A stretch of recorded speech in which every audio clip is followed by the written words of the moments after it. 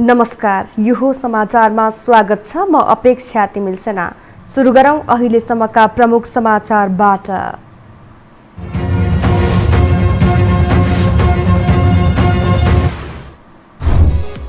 राष्ट्रपति कार्यालय र प्रधानमन्त्री ओलीले संसद विघटनबारे सर्वोच्चलाई पठाए पत्र।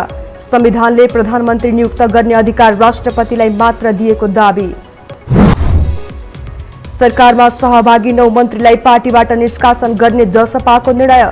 4 प्रदेश सांसदलाई सोध्यो स्पष्टीकरण। निर्वाचन आयोगमा पार्टी आधिकारिकताको दाबी गरिने। शहरमा संक्रमण घटे पनि गाउँ-गाउँमा फैलियो कोरोना। आज थप 39 जनाको मृत्यु, 2607 जनामा संक्रमण पुष्टि। चीनको एक फलाम खानीमा बाढी पस्दा कम्तीमा 11 जना मजदुरको मृत्यु, 13 जना बेपत्ता। भारी वर्षाका कारण खोज तथा उद्धारमा कठिनाई। र युरोकप फुटबलका खेलहरू थप रोमाञ्चक बन्दै युक्रेन र म्यासेडोनिया बीचको खेल जारी। बेल्जियम र डेनमार्क तथा नेदरल्यान्ड्स र अस्ट्रिया बीचको खेल पनि आजै।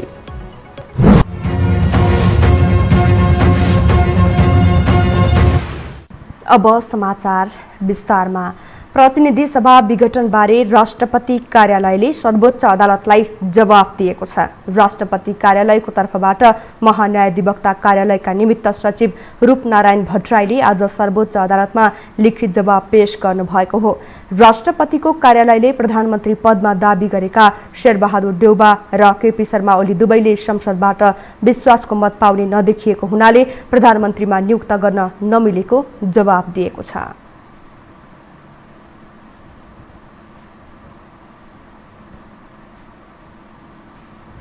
प्रधानमन्त्री केपी शर्मा ओलीले सर्वोच्च अदालतले प्रधानमन्त्री नियुक्त गर्न नसक्ने बताउनु भएको छ। अदालतलाई आज लिखित जवाफ दिँदै प्रधानमन्त्री ओलीले यस्तो बताउनु भएको हो।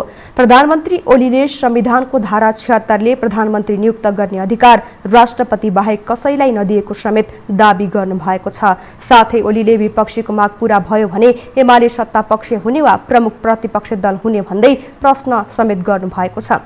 दलीय अनुशासन उल्लङ्घन गर्ने छुट कुनै पनि सांसदलाई नरहेको उहाँको जिकिर छ। प्रतिनिधि सभा विघटन विरुद्ध 146 सांसदले दायर गरेको रिटमा नेपाली कांग्रेसका सभापति शेरबहादुर देउबालाई प्रधानमन्त्री नियुक्त गर्न समेत माग गरिएको छ। जसपा अध्यक्ष उपेन्द्र यादव पक्षले सरकारमा गएका महन्त ठाकुर पक्षका 9 जना नेतालाई पार्टीबाट निष्कासन गरेको छ। आज बसेको कार्यकारिणी समितिको बैठकले यस्तो निर्णय गरेको हो। साथै बैठकले पार्टीको आधिकारिकताका लागि निर्वाचन आयोगमा निवेदन दिने निर्णय पनि गरेको छ। सशरीर उपस्थित भएर निर्वाचन आयोगमा निवेदन दिने निर्णय गरेको जसपा संघीय परिषद अध्यक्ष डाक्टर बाबुराम भट्टराईले जानकारी दिनुभयो। झेलै गर्ने हो, सेटिङमै चल्ने हो भने दुर्भाग्यपूर्ण हुन्छ। संवैधानिक अङ्गहरू त्यस्तो नहोस्। निर्वाचन आयोग जस्तो स्वतन्त्र निष्पक्ष हुनुपर्ने निकाय त्यो नै एउटा विवादमा पर्यो भने हामी ढिलो छिटो त निर्वाचन जानुपर्छ। निर्वाचन आयोगको तटस्थता निष्पक्षता माथि विवाद हुनु भनेको लोकतन्त्रको निम्ति ठुलो खतराको विषय हो। त्यसै भएको हुनाले पनि निर्वाचन आयोगले त्यसो नगरोस् भन्ने हाम्रो आग्रह। साथै बैठकले लुम्बिनी प्रदेशमा प्रदेशसभा संसदीय दलको व्हिपलाई उल्लङ्घन गरेका 4 जना सांसदलाई स्पष्टीकरण सोध्ने निर्णय पनि गरेको छ। सत्ता समीकरणका लागि 2 पक्षमा भएको विवादका कारण जसपा 2 चिरा भएको छ। एउटा पक्षको नेतृत्व अध्यक्ष महन्त ठाकुरले गर्नुभएको छ भने अर्कोको नेतृत्व यादवले गरिरहनु भएको छ। दुवै पक्षले एकअर्कालाई कारबाही गरेर पार्टीबाट निकाले पनि निर्वाचन आयोगले मान्यता नदिएपछि उपेन्द्र यादव पक्षले पार्टीकै आधिकारिकताका लागि निर्वाचन आयोग जाने निर्णय गरेको हो। नेपाली कांग्रेसको तल्लो तहको अधिवेशन आगामी साउन 12 गतेदेखि हुने भएको छ। आज बसेको केन्द्रीय समिति बैठकले 6 दिन पर सार्दै तल्लो तहको अधिवेशन साउन 12 गतेदेखि सुरु गर्ने तय गरेको हो। यसैगरी पालिका, जिल्ला तथा प्रदेश स्तरीय अधिवेशनको कार्यतालिका पनि सामान्य हेरफेर गरिएको बताइएको छ। कांग्रेसले आगामी भदौ 16 देखि 19 गतेसम्म 14औं महाधिवेशन गर्ने भएपछि तल्ला तहका अधिवेशनका लागि जुटेको हो। महाधिवेशनका लागि कांग्रेसभित्र क्रियाशील सदस्यता विवाद टुङ्गो लगाउन चुनौतीपूर्ण देखिएको छ।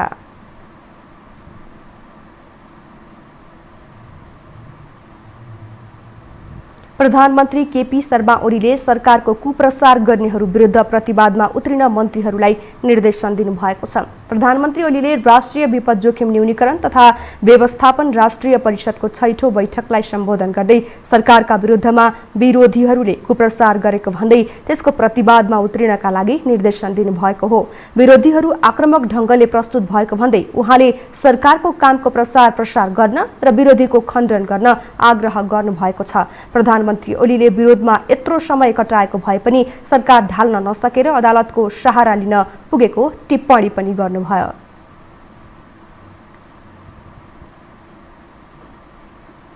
एउटा सरकार पल्टाउनका लागि यत्रो समय चाहिँ कराए फेरि सरकार पल्टिने पनि होइन। अब संसदबाट भएन, जनताबाट भएन, जनतामा जानुपर्ने सातो उड्छ, अदालत गएका छन् सरकारले। अदालतले दिएको सरकार संसारमा कहिले दिएको थियो, कहिले काम लाग्यो। त्यसर्थ हामी जनताका साथ अगाडि बढ्नुपर्छ। उहाँले यस वर्ष अघिल्ला वर्षहरूमा जस्तो तराई डुबानमा नपर्ने पनि बताउनुभयो। नेपाल भारत सीमा क्षेत्रमा लगाएको बाँध पहिले खुल्ला नछोडिने गरेका कारण डुबान भएको भन्दै उहाँले यस वर्ष बाँधलाई खोलिएको बताउनुभयो।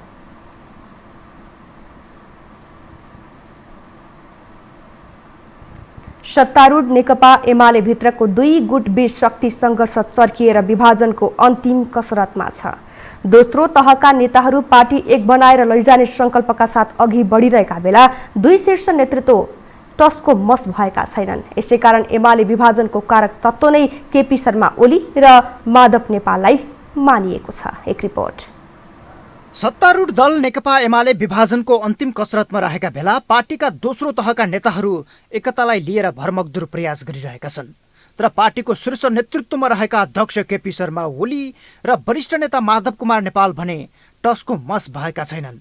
बाहिर एकताका लागि जीव ज्यान दिएको बताउने यी 2 नेतृत्व बरु पार्टी फुटका गतिविधिलाई प्रश्रय दिएर आफ्नो अहङ्कार प्रदर्शन गरिरहेका छन्।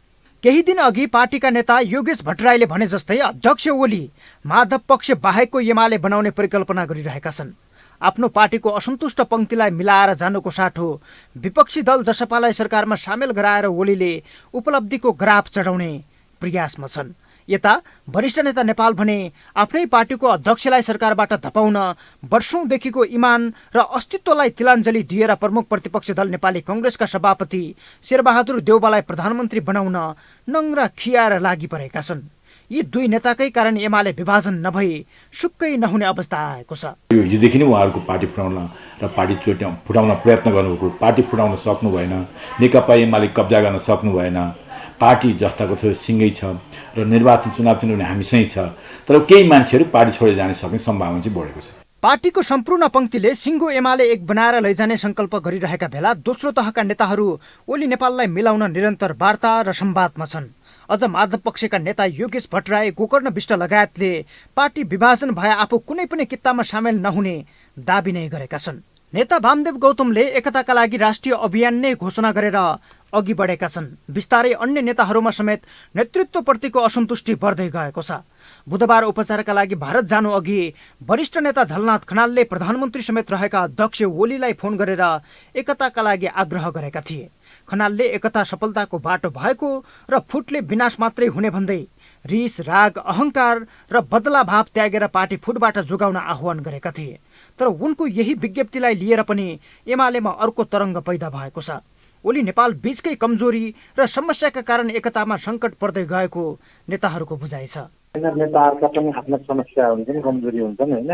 उनीहरू सबै सर्व गुण सम्पन्न नेताहरू पनि हुँदैनन् नि त। उनीहरूका सबै इगो टक्राएको बेला के गरेको बेला चाहिँ अरूले समस्या समझदारी गराइदिनुपर्छ। मुख्य चाहिँ ओलीले निर्वाचित नेकपा एमालेलाई बाइपास गरेर त्यस पछाडि तपाईँको कथित चाहिँ आफ्नो गुटको चाहिँ मिटिङलाई एमाले भनेर सबै गतिविधि सुरु भएपछि उत्पन्न भएको समस्या हो। अब त्यो समस्या बढ्दै जाँदा कोहीतिर मिल्ने, कोहीतिर मिल्ने, ती सबै चिज भइरहेकै छन्। तर समस्या हल हुने दिशामा गएपछि सबै कुरा सिद्धिन्छन्। ओली माधव बीच बढ्दै गएको राजनैतिक टसलको पनि कारण छ। माधव कुमार नेपाल शक्तिशाली महासचिव भएर 15 वर्ष पार्टीको नेतृत्वमा रहेका बेला अहिलेका अध्यक्ष ओली दुर्बल र छायामा परेका थिए। 15 वर्षको अवधिमा धेरै पटक नेपालको हप्की दप्की सहेर खुम्चिएका ओली 9औं महाधिवेशनपछि उनैलाई पछारेर अध्यक्षमा निर्वाचित भएका हुन्। त्यसयता त्यसकै बदलाभावले ओलीलाई माधवसँग मिल्न नसक्ने अवस्थामा पुर्याएको छ। यता माधव नेपाललाई सबैभन्दा धेरै आफैले नेतृत्व गरेको पार्टीमा ओलीको तिरस्कार र निषेधको छायामा बस्न पटक्कै मन छैन। सोही कारण दुवै नेता एकअर्काको इगोलाई लिएर बरु सकिने तर नसच्चिने अवस्थामा छन्, जसले एमालेको भविष्य नै अन्यलमा परेको छ। यो हो टेलिभिजनका लागि क्यामेरामा सुरज श्रेष्ठका साथमा सन्तोष विके थापा, काठमाडौँ। एमालेको माधव नेपाल समूहको स्थायी कमिटीको बैठकले आफ्ना कार्यकर्तालाई राहत तथा उद्धारमा खटाउने निर्णय गरेको छ। भर्चुअल माध्यमबाट आज बसेको सो समूहको बैठकले पीडितहरूको राहत र उद्धारका लागि सरकारको ध्यानाकर्षण गराउने, विपद व्यवस्थापनका लागि गङ्गालाल तुलाधरको संयोजकत्वमा विज्ञहरूको टोली बनाउने र बाढी पहिरो गएका स्थानमा राहत र उद्धारका लागि विपदग्रस्त स्थानमा केन्द्रदेखि वडा तहसम्मका सबै पार्टी कमिटीलाई परिचालन गर्ने निर्णय गरेको स्थायी कमिटी सदस्य अष्टलक्ष्मी साकेले जानकारी दिनुभयो। बैठकले वरिष्ठ नेता झलनाथ खनालको स्वास्थ्य अवस्थाप्रति चासो व्यक्त गर्दै शीघ्र स्वास्थ्य लाभको कामना पनि गरेको छ। मुद्दा सम्बोधनका लागि भन्दै जसपाको पूर्व राजपा धार अहिले सरकारमा सहभागी छ, तर उसको एजेन्डामा जसपाकै पूर्व समाजवादी धारलाई विश्वास छैन। एउटै क्षेत्रका मुद्दाबाट माथि उठेका दलहरूबीच नै मतभेद हुँदा उनीहरू सत्ताको गोठी मात्रै बनेको स्पष्ट झल्किन्छ। एक रिपोर्ट। मधेस आन्दोलनकै मुद्दा उचालेर राजनीतिमा राजकाज चलाएका मधेसवादी दलहरू हिजो आज त्यही आन्दोलन विभाजन गर्नतर्फ लागि परेका छन्। आफूलाई मधेसको मसिहा ठान्ने दलहरू सत्तामा नपुग्दासम्म अनेक मुद्दा उठाउने र सत्तामा पुगिसकेपछि एजेन्डा नै बिर्सिने काम गर्दै आएका छन्। यसले एजेन्डाका कुरा मधेसवादी दलहरूका लागि सत्तामा पुग्ने भर्याङ मात्रै बन्ने गरेको प्रमाणित भएको छ, जसको उदाहरण अहिलेको जसपालाई लिन सकिन्छ। मधेसबाट क्षेत्रीय राजनीतिको नेतृत्व गरेर माथि उठेको जसपा अहिले आफै सत्तापक्ष र प्रतिपक्ष बनेको छ। हिजो जसपाको पूर्व समाजवादी धार सरकारमा रहँदा पूर्व राजपा धारलाई सही नसक्नु भएको थियो। सरकारबाट बाहिरिएपछि मात्रै एकताले सार्थकता पाउने अडानका बीच उपेन्द्र यादव नेतृत्वको समाजवादी पार्टी संविधान संशोधन नभएको बहाना बनाएर सरकारबाट बाहिरिएको थियो। अहिले त्यही मुद्दा लिएर महन्त ठाकुर नेतृत्वको पूर्व राजपा धार सरकारमा सहभागी भएको छ, तर मुद्दा सुनवाईको कुनै लक्षण देखा परेको छैन। पूर्व राजपा सरकारमा सहभागी भए पनि जसपा भित्रकै समाजवादी धारले एजेन्डा उनीहरूसँग नभई आफूसँग मात्रै भएकाले कुनै पनि मुद्दा उनीहरूबाट फत्ते नहुने बताउँदै आएको छ। ओलीको मिसनमा उहाँ पुरा गर्न जानुभएको हो कि उहाँहरूले भने जस्तै मधेसको मिसन पुरा गर्ने हो? यो मिसन र यो चक्रव्यूह त ओलीको चक्र हो, त्यसमा सामेल हुने आफ्नो एजेन्डा केही छैन। त्यो मन्त्रालय बाहेक रेशम चौधरी लगायत रिहाई गर्नुहोस् भनेर सबैले भने हो। यी भनेको त प्रशासनिक कुरा हो, तर राजनीतिक कुरामा त मधेस राजनीतिक मुद्दा त मधेसको त्यो होइन। राजनीतिक मुद्दा भनेको जनसङ्ख्याका आधारमा प्रतित्वको सवाल हो। राजनीतिक मुद्दा भनेको जनसङ्ख्याका आधारमा सेना पुलिस ब्युरोक्रेसी लगायतमा उसको चाहिँ के छ भन्दाखेरि प्रतिनिधित्वको सवाल हो, समावेशीकरणको सवाल हो, प्रादेशिक स्वायत्त सुशासनको सवाल हो, पहिचानको सवाल हो, विभेद र असमानताको अन्त्यको सवाल हो। यी लगायतका सवालहरू के छन् भन्दाखेरि यो राष्ट्रिय सवालहरू, ती सवालमा त ऊ अहिलेसम्म प्रवेशै गरेका छैन। महन्त ठाकुर र राजेन्द्र महतो नेतृत्वको पूर्व राजपा धार सरकारमा सामेल हुनु अघि रेशम चौधरीको रिहाई, थरोहट आन्दोलनका मुद्दा फिर्ता र नागरिकता अध्यादेश सहितका मागमा खरो रूपमा उत्रिएको थियो, जसमा पूर्व समाजवादी धारले कुनै प्रतिक्रिया जनाएको थिएन। अहिले सरकारले जारी गरेको अध्यादेशलाई अदालतले उल्टाइदिएको छ। अदालतले नै कार्यान्वयन नगर्न आदेश दिएपछि उनीहरूको मुद्दा सम्बोधन हुने कुनै ठाउँ बाँकी रहेन।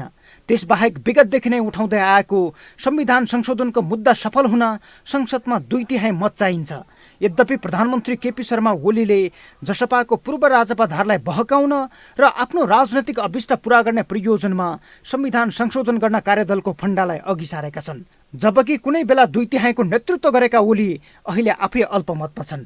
यसले संविधान संशोधनको मुद्दा सफल नभए पनि उनीहरूको सत्तामा पुग्ने मुद्दा भने सफल भएको देखाउँछ। खास गरी सत्ताधारी पार्टी र जसपाको 2/3 को संयुक्त कार्यदल बनेको छ भने त्यसलाई सकारात्मक रूपमा हेर्नुपर्ने अवस्था छ। यसलाई चाहिँ र त्यो पछि चाहिँ निर्वाचनको नयाँ संसद आएपछि संशोधनको प्रस्ताव निर्णय जारी रहन्छ भन्ने कुरा हो। त्यसकारणले यसमा को ठिक को बेठिक भन्दा पनि जुन मुद्दा उहाँहरूले बोक्नु भएको छ त्यो मुद्दाको सम्बोधन कसरी भइरहेको छ, उपलब्धि भएको छ कि छैन, त्यो चाहिँ महत्त्वपूर्ण कुरा हो। सरकारमा सामेल त हिजो पूर्व समाजवादी उपेन्द्र यादव पनि हुनुभएकै हो, बिना मुद्दाको सम्बोधन।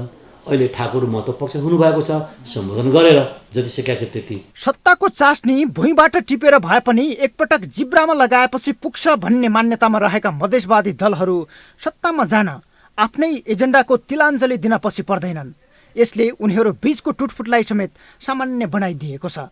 मधेसवादी दलहरूले पटक पटक फगत सत्ताको गोटी बनेर तथा सत्ताका लागि कङ्ग्रेस, माओवादी र एमालेको परिक्रमा गरेर मधेस आन्दोलनको अपमान गरिरहेका छन्।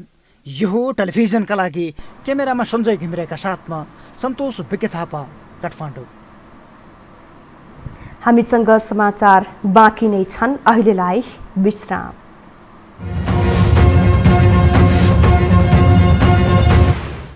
विश्रामपछि स्वागत छ। अब बाँकी समाचार। प्राकृतिक विपदको जोखिम तथा क्षति न्यूनीकरणका लागि आवश्यक पूर्व तयारी नहुँदा नेपालमा वर्षेनी ठूलो मात्रामा जनधनको क्षति हुने गरेको छ। प्रकोपको क्षति बढ्नुमा यसअघि कानुन र संयन्त्र अभावलाई दोष देखाउने गरिन्थ्यो, तर अहिले ओडा तहसम्म संयन्त्र विकास गरिदा समेत क्षति न्यूनीकरण गर्न किन सकिएको छैन? यसमा दोष कसको हो? एक रिपोर्ट। नेपालमा हरेक वर्ष औसतमा 500 भन्दा बढी विपदका घटनाहरू हुने गरेका छन्। विश्वमा भूकम्पबाट 11औं अति जोखिम तथा बाढी र पहिरोबाट 30औं अति जोखिम देशका रूपमा रहेको नेपाल विश्वमा बहुविपदको उच्च जोखिममा रहेका 20वटा देशभित्र पर्छ। यसरी हेर्ने हो भने नेपालले वर्षेनी भोग्दै आएको प्राकृतिक विपद बाजा बजाई बजाई आएको दशा हो। यसपालि पनि मनसुन सुरु भएको पहिलो हप्तामै देशका विभिन्न ठाउँमा बाढी पहिरो र डुबान सुरु भइसकेको छ। लगातारको वर्षापछि आएको बाढीले देशका विभिन्न स्थानमा ठूलो जनधनको क्षति गरेको छ। सबैभन्दा भयावह स्थिति चाहिँ सिन्धुपाल्चोकको मेलम्ची बजारमा देखिएको छ। त्यस्तै लगातारको वर्षाले गण्डकी प्रदेशका तनहुँ पर्वत, कास्की, मनाङ, बागलुङ, लमजुङ र म्याग्दीमा पनि क्षति पुर्याएको छ। यो त मनसुनको पहिलो हप्ताकै नतिजा हो। अझै धेरै पानी पर्न बाँकी नै छ। यसपटकको मनसुन अन्य सालको भन्दा बढी घातक सिद्ध हुन सक्ने तथा 18 लाख मानिसहरू प्रभावित हुन सक्ने पूर्वानुमान आइसकेको छ। तर हाम्रो प्रकोप न्यूनीकरण भने किन प्रभावकारी हुन सकेको छैन? यो एरिया जोखिममा छ, मनसुन पनि हुन्छ भनेको छ। यो भनेको मतलब अब पहिरो जान्छ, बाढी आउँछ, तपाईँहरू यहाँबाट यहाँ आएर बस्नुहोस्, यो सुरक्षित स्थानमा बस्नुहोस् भने पहिले व्यवस्थापन गरेर उहाँलाई सारेर ल्याएर राख्न सक्नु पर्थ्यो। अब त मुख्य त स्थानीय सरकार हो। स्थानीय सरकार त्यहाँको वस्तुस्थिति उसलाई थाहा छ क्या, त्यहाँको जनता, त्यहाँको वस्तुस्थिति, त्यहाँको भूगोल सबै थाहा छ। उसको आफ्नो रिसोर्सले के गर्न सक्छ उसले गर्नु पर्यो, आफ्नो योजनाभित्र पारेर। उनीहरूसँग छ बजेट, केमा राखेको छ नि विपद व्यवस्थापनलाई 50 लाख, आफ्नो अवस्था हेरेर विपद व्यवस्थापनलाई 1 करोड, आफ्नो आर्थिक अवस्था हेरेर। त्यो केमा गर्ने? मान्छे मरेपछि गर्ने, घर भत्किएपछि गर्ने। विपद जोखिम न्यूनीकरण र व्यवस्थापन ऐन 2074ले व्यवस्था गरे अनुसार प्रधानमन्त्रीको अध्यक्षतामा जोखिम न्यूनीकरण तथा व्यवस्थापन राष्ट्रिय परिषद र गृहमन्त्रीको अध्यक्षतामा कार्यकारी समिति रहेको छ। प्रदेशमा पनि मुख्यमन्त्रीको अध्यक्षतामा प्रदेश विपद व्यवस्थापन परिषद र प्रदेश विपद कार्यकारी समिति कानुन मन्त्रीको अध्यक्षतामा रहेको छ। प्रमुख जिल्ला अधिकारीको अध्यक्षतामा प्रत्येक जिल्लामा जिल्ला विपद व्यवस्थापन समिति छ भने गाउँपालिका र नगरपालिकामा अनुसूची 7 र 8मा विपद व्यवस्थापन सम्बन्धी एकल अधिकारको विषय उल्लेख गरिएको छ। त्यस्तै स्थानीय विपद व्यवस्थापन समिति पनि गठन भइसकेको छ भने यिनीहरू बीच समन्वयका लागि राष्ट्रिय विपद जोखिम न्यूनीकरण तथा व्यवस्थापन प्राधिकरण समेत बनाइएको छ। तर यतिका संयन्त्र हुँदा समेत विपद व्यवस्थापन पछिको उद्धार कार्यमा जुट्नु बाहेक पूर्व तयारी लगायतका काम हुन सकेको छैन। दीर्घकालीन रूपमा प्राकृतिक प्रकोपको सङ्कट समाधान गर्न प्रभावकारी कार्य नहुँदा बारम्बार एकै प्रकृतिका प्रकोपमा हजारौं नागरिकले ज्यान गुमाउँदै आएका छन्। तर नेतृत्व वर्गमा रहेकाहरू भने आफूहरूले यसको अनुमानै नगरेको भनेर पन्छिने गरेका छन्। गत वर्ष नजाने नै भनेको ठाउँमा रामावृषणमा त्यो भीषण ढङ्गले चाहिँ बाढी पहिरो घर त्यो बाढीले चाहिँ विनाश गरेर त्यहाँ त्यो सिन्धुपाल्चोकको पनि जुन ठाउँमा जाने भनिएको थिएन, अर्को ठाउँमा जाने भन्ने पूर्वानुमान थियो, नजाने भनिएका ठाउँमा परपट्टि नभत्किने, कुनै भत्किने अनुमान नगरेका ठाउँमा त्यो पहिरो पनि बाँध्नु आइदैन बस्ती भएर सबै जब पानी पर्छ अनि मात्र घुम ओड्ने भने झैँ प्रकोपले वितण्डा मचाइसकेपछि मात्र सरकारले चासो देखाउने गरेको छ। अहिले सिन्धुपाल्चोक लगायतका केही जिल्लामा बाढी पहिरोले क्षति पुर्याएपछि मात्र आवश्यक विभिन्न 4वटा कार्ययोजना तथा कार्यविधिहरू पारित गरेको छ, जबकि यो हिउँदमै पारित भएर अहिले कार्यान्वयनमा आउनुपर्ने थियो। हालत कतिसम्म खराब छ भने यसअघिका विपदबाट विस्थापित भएकाहरूको पुनर्वासका लागि समेत काम हुन सकेको छैन। यो हो टेलिभिजनका लागि कुलचन्द्र विष्ट, काठमाडौँ। देशभर बाढी पहिरोको सङ्कट बढेपछि विपक्षी गठबन्धनका 5 दलले आज संयुक्त वक्तव्य जारी गरेका छन्। प्रमुख प्रतिपक्षी दल नेपाली काङ्ग्रेस, नेकपा माओवादी केन्द्र, नेकपा एमालेको माधव नेपाल समूह, जनता समाजवादी पार्टीको उपेन्द्र यादव समूह र राष्ट्रिय जनमोर्चाले संयुक्त विज्ञप्ति जारी गरी सरकारलाई इमान्दार र पारदर्शी रूपमा राज्यको स्रोत साधन र संयन्त्र परिचालन गर्न माग गरेका हुन्। बाढी पहिरो र डुबानबाट जनताको सुरक्षा गर्न, पीडित जनता र विस्थापित का लागि तत्काल आवास, खाद्यान्न, मृतकका परिवारलाई सहयोग, घाइतेहरूको उपचार लगायतका उद्धार र राहतका काम प्रभावकारी रूपमा अगाडि बढाउन सरकारसँग माग गरिएको छ। प्राकृतिक विपत्तिको सामना गर्न कुनै पूर्व तयारी नगरी सरकार गैर जिम्मेवार बनेको आरोप पनि गठबन्धनले लगाएको छ। गण्डकी प्रदेश सरकारले प्रदेश स्तरीय विपद कोषमा तत्कालका लागि 5 करोड रुपियाँ राख्ने निर्णय गरेको छ। प्रदेशका जिल्लाहरूमा भारी वर्षाका कारण क्षति भएकाले उद्धार, राहत र व्यवस्थापनका लागि उक्त रकम राख्ने निर्णय भएको हो। गण्डकी प्रदेशका मुख्यमन्त्री कृष्णचन्द्र नेपाली पोखरेलको अध्यक्षतामा आज बसेको गण्डकी प्रदेश स्तरीय विपद व्यवस्थापन कार्यकारी समितिको बैठकले उक्त निर्णय गरेको हो। मनाङका विभिन्न स्थानमा बाढी पहिरोले पुर्याएको क्षतिको अवलोकनका लागि मुख्यमन्त्री सहितको टोली आजै मनाङ प्रस्थान गरेको छ। गृह मन्त्रालयको समन्वयमा हेलिकप्टर व्यवस्थापन गरी राहत सामग्री सहित मुख्यमन्त्री मनाङ प्रस्थान गरेका हुन्।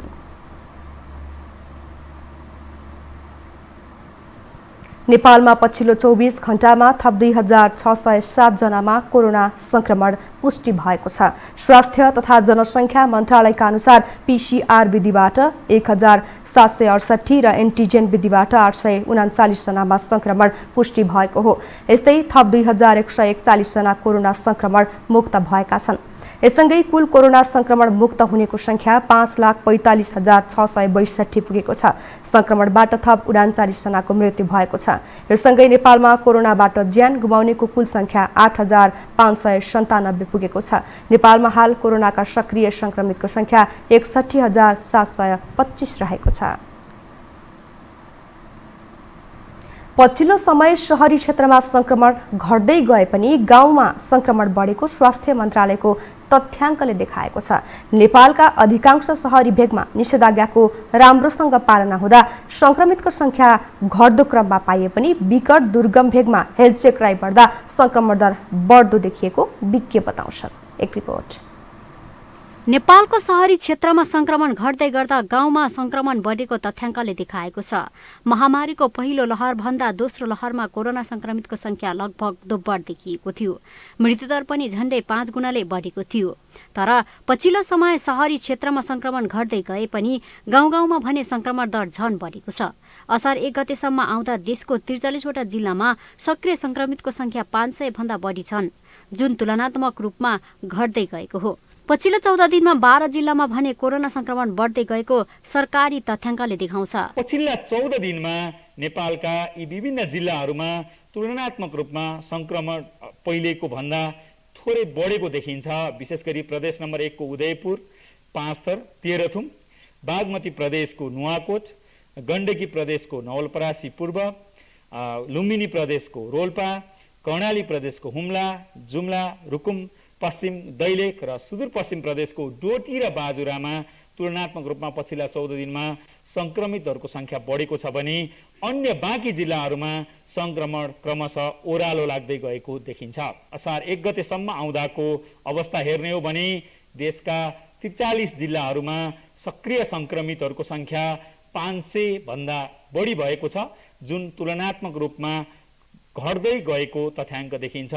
नेपालमा दोस्रो लहरको संक्रमण उच्च बिन्दु पुगेको भनिएको 2 महिना बीचको समयमा अहिले साप्ताहिक झण्डै 1/3ले संक्रमित घटेको सरकारी तथ्याङ्कले देखाउँछ।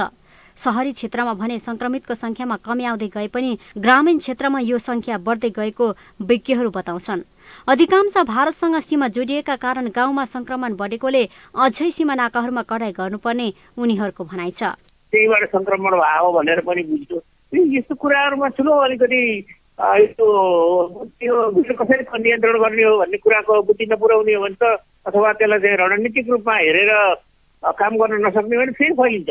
अहिले त केही भएकै छैन नि। यस्तो छ दक्षिणतिरको त्यत्रो 1 अरब 25-35 करोड मान्छे भएको देशको सिमाना खुला छ। त्यहाँबाट जो मान्छे कोरोनै लागेको मान्छे कोरोना लागेको प्रमाणपत्र देखाउने बोर्डरबाट नेपाल भित्रिन सक्छ। उसलाई छेक्ने भन्ने हाम्रो नेपाल सरकारको नीति छैन। मतलब यो पनि होइन कि जोखिमपूर्ण रूपमा कम भइसकेको छ होइन। हामीले चाहिँ निरन्तर सतर्कता रहनुपर्छ र विशेष गरेर चाहिँ हाम्रो समुदायमा धेरैभन्दा धेरैले खोप लगाउने अवस्था नआएसम्म चाहिँ अब हामीले सतर्कता अपनाइराख्नुपर्ने अवस्था छ। निषेधाज्ञा खुकुलो हुँदै जाँदा संक्रमण गाउँ गाउँमा तीव्र रूपमा फैलिएको छ। अधिकांश भारतसँग सीमा जोडिएका विभिन्न ठाउँबाट नेपाल प्रवेश गर्न दिइरहेको कारण पनि यो संक्रमण गाउँ गाउँमा पुगेको हो। निषेधाज्ञा जारी गरी नागरिकलाई घरै बस भनेर मात्र सरकारको दायित्व पूरा हुँदैन। संक्रमण नियन्त्रणमा अहिलेको अवस्थामा स्थानीय सरकारको भूमिका महत्त्वपूर्ण हुन्छ। त्यसैले नागरिकलाई सजग बनाएर स्वास्थ्य मापदण्ड पालना गर्न प्रोत्साहन गर्नेतर्फ स्थानीय सरकार गम्भीर बन्नुपर्छ। यो हो टेलिभिजनका लागि लीलामाया ठटाल, काठमाडौँ। विज्ञापन बोर्ड गठन गर्न हौसिएका व्यवसायी बोर्ड गठन भइसकेपछि भने उसको काम कारबाहीका विषयलाई लिएर विरोधमा उत्रिएका छन्। बोर्डले विज्ञापनको क्षेत्रमा एकद्वार नीति ल्याई सबैलाई समेट्न योजना बनाए पनि व्यवसायीलाई यो विषय अपाच्य बनेको छ। फलत उनीहरू यस कार्यको विरोध गरिरहेका छन्। एक रिपोर्ट। विज्ञापनमा एकद्वार प्रणाली लागू गर्दा विज्ञापन व्यवसायीहरूलाई नै सहज हुने भए पनि सीमित स्वार्थका लागि विज्ञापन व्यवसायीले यसको विरोध गरिरहेका छन्। सरकारी विज्ञापनमा एकद्वार प्रणाली लागू हुनु भनेको सम्पूर्ण काम बोर्डले मात्रै गर्ने भन्ने नरहेको स्पष्ट भए पनि व्यवसायी असन्तुष्ट छन्। त्यसो त प्रदेश सरकारका निकायमा प्रदेश कानून र स्थानीय निकायमा स्थानीय कानून लागू हुने गरी ऐन बनेको र एकै निकायबाट विज्ञापन जाँदा सहज हुने अवधारणाका लागि एकद्वार प्रणाली बनाइएको विज्ञापन बोर्डको दाबी छ। विज्ञापन बोर्डले विज्ञापनको समानुपातिक वितरणमा नै विश्वास गर्ने र सञ्चार माध्यमहरूको विज्ञापनमा आफ्नो पहुँच भएन भन्ने गुनासोको सम्बोधन गर्न ऐनमा व्यवस्था गरेको भए पनि व्यवसायीलाई यो विषय अपाच्य भइरहेको छ। विज्ञापन एजेन्सीहरूले आफ्नो पहुँच घट्ने हो कि भन्ने आशंकाका कारण ऐनको विरोध गरेका छन्। तर बोर्डले भने पहिले कार्य प्रारम्भ गरिसकेपछि प्रतिक्रिया जनाउन अनुरोध गरिरहेको छ। विज्ञापन व्यवसायीले विरोध गरिरहेका बेला नवनियुक्त सञ्चार मन्त्री नयनकला थापाले विज्ञापन बोर्डको काम कारबाहीको सम्बन्धमा चासो देखाएकी छिन्। यस विषयमा ठोस विचार गरेर मात्रै अगाडि बढ्नुपर्ने उनको जोड रहेको छ। यता विज्ञापनमा एकद्वार प्रणाली लागू गर्दा विज्ञापन व्यवसायीहरूलाई नै सहज हुने बोर्डको दाबी छ। एकै निकायबाट विज्ञापन जाँदा सहज हुने अवधारणाका साथ एकद्वार प्रणालीलाई जोड दिएको बोर्ड अधिकारी बताउँछन्। विज्ञापन बोर्डले विज्ञापन बजार बिगार्ने होइन विस्तार गर्ने हो, विकास गर्ने हो र विज्ञापन व्यवसायको प्रवर्धन नै गर्ने हो। त्यसैले सरकारी विज्ञापनको एकद्वार प्रणाली भनेको त्यो चाहिँ सबै बोर्डले मात्रै गर्ने भन्ने छैन। त्यहाँ प्रदेश सरकारका निकायमा प्रदेश कानुन लागू हुन्छ, स्थानीय निकायमा स्थानीय कानुन लागू हुन्छ र चाहिँ जहाँसम्म सङ्घीय सङ्गठनहरू छन्, संरचनाहरू छन्, त्यहाँको हकमा चाहिँ सरकारको एउटा निकायबाट विज्ञापनहरू जाँदा सहज हुन्छ भन्ने एउटा अवधारणामा ऐन बनाएको छ र त्यो ऐनको कार्यान्वयनमा जाने सम्मको विषय हो। र यसले पनि हामी के गर्छौँ त भन्दाखेरि त्यसमा पनि अब विज्ञापन व्यवसायीहरूले विभिन्न कार्यालयमा गएर जुन विज्ञापन सङ्कलन गर्नुपर्थ्यो त्यो गर्नु नपरेर यो सिधै विज्ञापन बोर्ड मार्फत प्राप्त गर्छन्। त्यसैले गर्दा उहाँहरूलाई त अझ सहज र अझ सजिलो हुन्छ। तर नेपाल विज्ञापन सङ्घ आन भने विज्ञापन व्यवसायीलाई उपेक्षा गरी एकद्वार नीति ल्याउन लागिएको भन्दै त्यसको विरोधमा छ। बोर्डले ऐन कानुन तथा निर्देशिका बनाउँदा विज्ञापन एजेन्सीको भूमिकालाई खुम्च्याएको उसको आरोप छ। त्यहाँ सञ्चार माध्यमका धेरै प्रतिनिधि हुनु भएर पनि चाहिँ बाँडेर खाने चिजै हो सरकारी विज्ञापन चाहिँ भनेर उहाँहरूले लिनुभयो जस्तो हामीलाई लागिरहेछ, त्यो भान भइरहेछ। तर त्यो यकिन यसै हो भनेर भन्न चाहिँ सकेका छैनौँ हामीले पनि। उहाँहरू पनि अब त्यो प्रक्रियामै हुनुहुन्छ। अब भोलिको दिनमा हेरौँ अप्ठ्यारो पर्यो भने हामी कानुनी बाटो पनि लिन्छौँ र सङ्घर्षका अरू बाटो पनि हामीसँग तय छ र सकभर हामी अनुरोध गरिरहेछौँ यसरी नजानुस्। नेपाल विज्ञापन संघका पूर्व अध्यक्ष सरकार अथवा निजी क्षेत्रले गर्ने विज्ञापन सम्बन्धी काम विज्ञापन व्यवसाय मार्फत जाँदा नै मिडिया हाउसलाई सहज हुने बताउँछन्। विज्ञापनसँग सम्बन्धित नीति नियम बनाउँदा यस सम्बन्धी विज्ञहरूसँग परामर्श गरेर मात्रै अगाडि बढ्नुपर्ने पूर्व अध्यक्ष सुझाउँछन्। हामी विज्ञापन व्यवसायहरू दर्ता भएको यही काम गर्नको लागि हो नि त, विज्ञापन गर्नैको लागि हो नि। नभए नेपाल राष्ट्रलाई कर तिरेर किन विज्ञापन गर्नु पर्यो होइन? त्यस कारणले नेपाल सरकारले होस् अथवा निजी क्षेत्रले गर्ने विज्ञापन व्यवसायबाटै जाँदाखेरिमा चाहिँ मिडियालाई पनि सहज हुने र विज्ञापन व्यवसायले पनि आफ्नो काम गर्न पाउने भएर चाहिँ नि हामी त्यो उद्देश्य राखेका हौँ। तर अब सरकारमा बस्नेहरूको जस्तो अहिले पनि आयो होइन, पत्रकारको नाममा चाहिँ नि विज्ञापन गरे बापत निजी क्षेत्रले पनि 10% दिनुपर्ने भनेपछि सरकार के चाहन्छ भन्दाखेरिमा पत्रकार भन्न साथै बहुतै खुसी भएर सरकारको पक्षमा राम्रा समाचार लेख्छन् भन्न ठान्छन् कि कसरी दिन्छ मिडियाले 10%? हामीलाई 15% दिन त मिडियालाई गाह्रो छ भने थप 10% उसले कहाँबाट ल्याएर दिन्छ होइन? त्यो कुरो सोच्ने एकछिन त्यो विषयमा जानकार मान्छेसँग सल्लाह लिने र नेपालमा अहिलेसम्म नेपाल बन्न नसक्नुको मुख्य कारणै यही हो। कुनै पनि काममा चाहिँ नि सम्बन्धित विज्ञलाई राखेर सरसल्लाह सुझाव नलिकन गरिने भएर आजसम्म देश अस्तव्यस्त पनि भएको त्यही भएर। विज्ञापन एजेन्सीहरूले आफ्नो पहुँच घट्ने हो कि भन्ने आशंकाका कारण ऐनको विरोध गरिरहेका छन्। विज्ञापन बोर्डले कुन मोडालिटी अनुरूप काम गर्ने भन्ने विषयमा विभिन्न निकायसँग छलफल गरिरहेको छ। यता स्वार्थको खेलमा रुमल्लिएका व्यवसायी भने आगामी दिनमा विज्ञापन व्यवसायलाई अप्ठ्यारो पार्ने काम गरिए सङ्घर्षको कार्यक्रम गर्ने भन्दै बोर्डलाई धम्की दिइरहेका छन्। अब पालो आर्थिक समाचारको।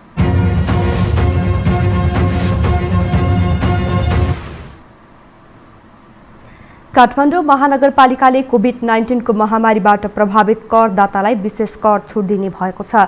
आज काठमाडौँ महानगरपालिकाको आर्थिक वर्ष 2078-79 को नीति तथा कार्यक्रम सार्वजनिक गरेको हो। महानगरपालिकाले सार्वजनिक गरेको नीति तथा कार्यक्रममा कोभिड-19बाट प्रभावित करदातालाई विशेष छुट दिने व्यवस्था गरेको हो। शहरी सेवा वितरणलाई थप प्रभावकारी बनाउन सरकारवाला निकायहरूसँगको सहकार्यमा महानगरपालिका क्षेत्रमा अस्थायी रूपमा बसोबास गर्ने व्यक्तिको लगत राखिने पनि नीति तथा कार्यक्रममा उल्लेख गरिएको छ। बहालमा बस्ने व्यक्तिहरूको लगत र सम्झौता वडा कार्यालयमा पेश गर्ने घर धनीहरूलाई घर बहाल रकम 10% वा 25,000 मध्ये जुन कम हुन्छ सोही रकम बराबर छुट दिइने भएको छ। क्षेत्रमा अस्थायी रूपमा बसोबास गर्ने व्यक्तिको लगत राख्ने पनि नीति तथा कार्यक्रम उल्लेख गरेको छ।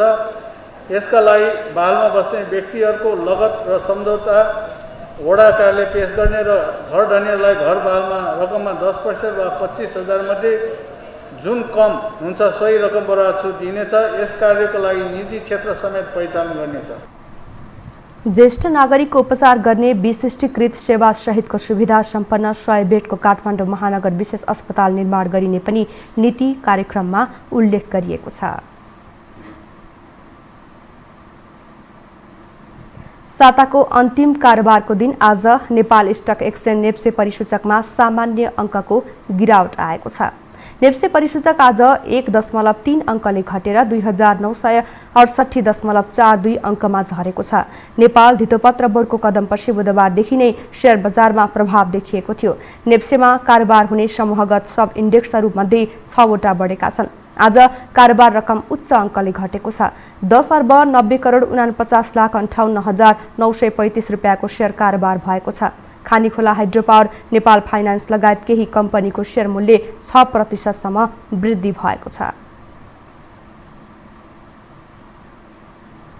काठमाडौँको दक्षिण पश्चिम कीर्तिपुर नगरपालिकामा रहेको समशीतोष्ण बागवानी केन्द्र सहर नजिकै भएर पनि ओझेलमा छ।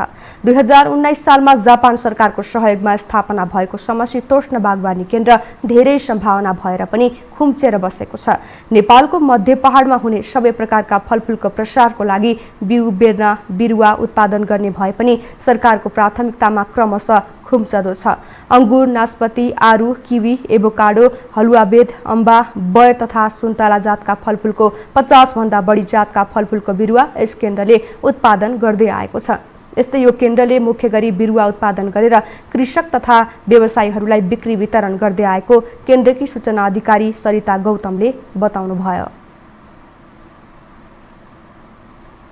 र हामीले चाहिँ उत्पादन गरेको बिरुवा 2 सिजनमा बेच्छौँ। एउटा चाहिँ जेठको 16 गतेबाट हुन्छ, त्यसमा चाहिँ हामीले त्यो समयमा बर्खे खालको फलफुलहरू जस्तो सुन्तला जातको फलफुलहरू त्यो समयमा बेच्छौँ भने हिउँदको 16 पुसको 16 हामीले त्यति बेला हिउँदे फलफुलहरू त्यसमा जस्तो जति पनि पात झर्ने खालको फलफुलहरू हुन्छ जस्तै हलुवा, नासपति, आरु बखडाहरू त्यसको बिरुवाहरू चाहिँ हामी उत्पादन गरेर किसानलाई बिक्री वितरण गर्छौँ।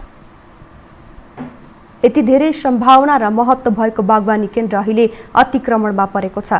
स्थापना कालमा करिब 400 रोपनीमा फैलिएको यो केन्द्र सरकारी निकायको कार्यालय, सडक लगायतले क्रमशः अतिक्रमण गर्दै गएका छन्। सरकारले यसको महत्त्वलाई नबुझ्ने र प्राथमिकतामा नराख्ने हो भने खुम्चिएर सकिन बेर लाग्दैन।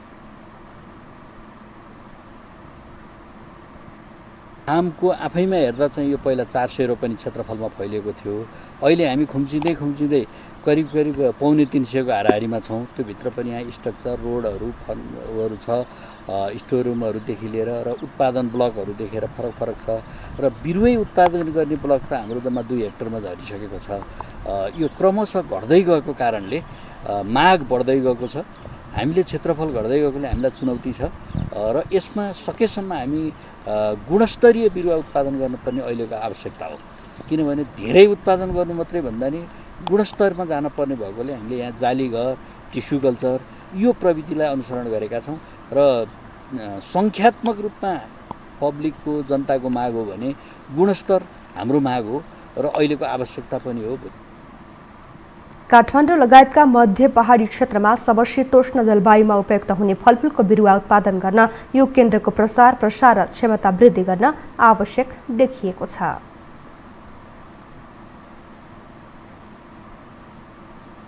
हामीसँग अन्तर्राष्ट्रिय र खेल समाचार बाँकी नै छन्। अहिलेलाई विश्राम।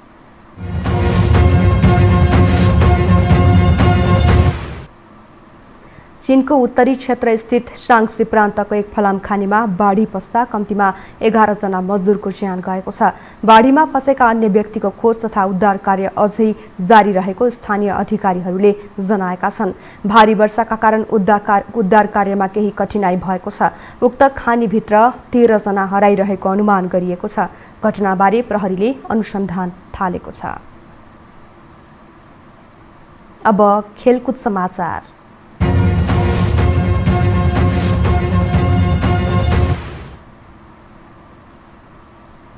16औं संस्करणको युरोकप फुटबलमा आज 3 खेल हुँदैछन्। युरोकपको समूह चरण अन्तर्गत आज समूह सी को 2 खेल र समूह बी को 1 खेल हुनेछ।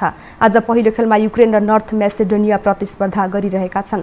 समूह सीमा रहेको 2 टोली बीचको खेल साँझ 6:45 बजेदेखि सुरु भएको हो। यस्तै दोस्रो खेलमा बेल्जियम र डेनमार्क प्रतिस्पर्धा गर्दैछन्। समूह बी बेल्जियम र डेनमार्क बीचको खेल राति 9:45 बजे सुरु हुनेछ। 3 अङ्क जोडेको बेल्जियम समूहको शीर्ष स्थानमा रहेको छ। तेस्रो खेलमा नेदरल्यान्ड्स र अस्ट्रिया बीच प्रतिस्पर्धा हुनेछ। समूह सीमा रहेका 2 टिम बीचको खेल राति 12:45 बजे सुरु हुनेछ। खेल समाचार सँगै हामी यो समाचारको अन्त्यमा आइपुगेका छौं। बिदा हुनु अघि प्रमुख समाचार पुनः एकपटक।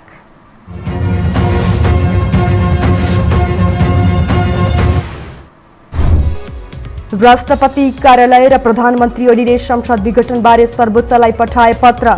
संविधानले प्रधानमन्त्री नियुक्त गर्ने अधिकार राष्ट्रपतिलाई मात्र दिएको दाबी।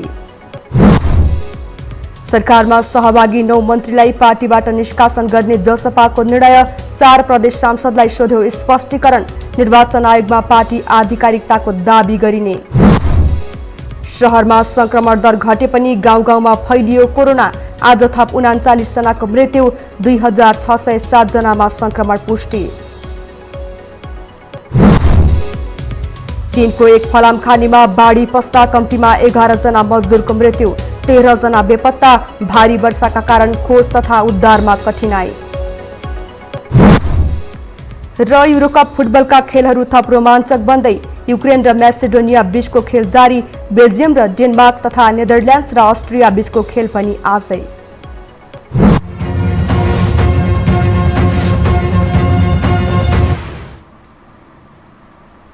हवस् त यो हो समाचार सकियो। समाचार बुलेटिनका साथै यो हो टेलिभिजनका सम्पूर्ण कार्यक्रम यो हो टेलिभिजन.com, यो हो खबर.com, युट्युब र फेसबुकमा पनि पढ्न र हेर्न सक्नुहुनेछ। मोबाइलमा यो हो टिभी एप डाउनलोड गरी हामीलाई प्रत्यक्ष हेर्न सक्नुहुनेछ। तथ्य सहितको निष्पक्ष समाचारका लागि हेर्दै रहनुहोला यो हो टेलिभिजन। नमस्कार।